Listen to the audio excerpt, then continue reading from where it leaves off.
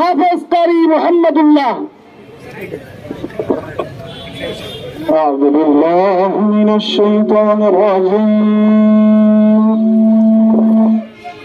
بسم الله الرحمن الرحيم.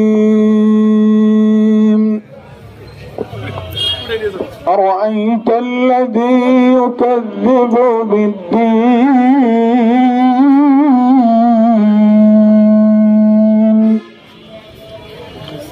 فذلك الذي يدع اليتيم.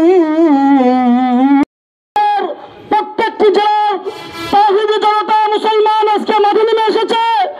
আমাদের দাবি পূরণ না হওয়া পর্যন্ত আমরা মাঠ ছাড়ব না ইনশাআল্লাহ, এবং সর্বোচ্চ শাস্তি তাদেরকে অবশ্যই দিতে হবে।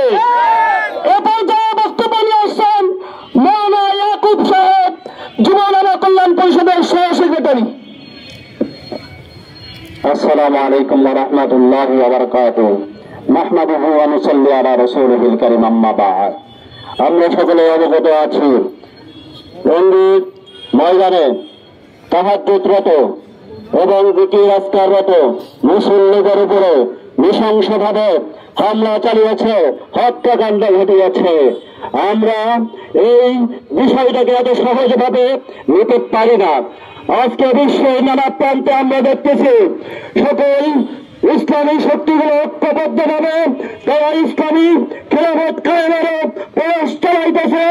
আর যখনই বাংলাদেশের ঐক্যবদ্ধ হওয়ার প্রচেষ্টা চালাচ্ছে, এইখানে একটা কুচক্রী মহল এবং এই খ্রিস্টানদের দ্বারা মুসলমানদের ভিতরে প্রবল তৈরি করার জন্য একটা বিভ্রান্তি ছড়াচ্ছে।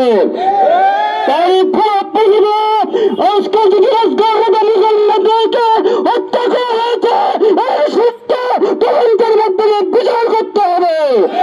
আমরা কারীদেরকে ফাঁসির কাস্টে ঝুলাতে হবে, এবং চাপটা যদি বাংলাদেশে আনা হয় রক্তের বন্ধ পেয়ে যাবে, সব চাপ বাংলাদেশে আসতে পারবে না ইনশাআল্লাহ।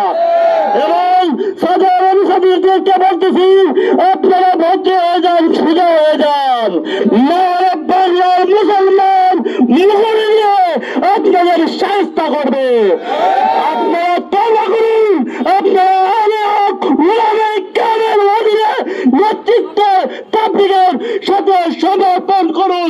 তাবলীগে আত্মসমর্পণ করে প্রত্যেকটা জেলায় জেলায় এই মূলধারা তাবলীগের সাথে সংযুক্ত হয়ে যান, না হলে বিদার আমরা থাকবে না। নাসরুন মিনাল্লাহি ওয়া ফাতহুন করিব ওয়া বাশশিরিল মুমিনিন।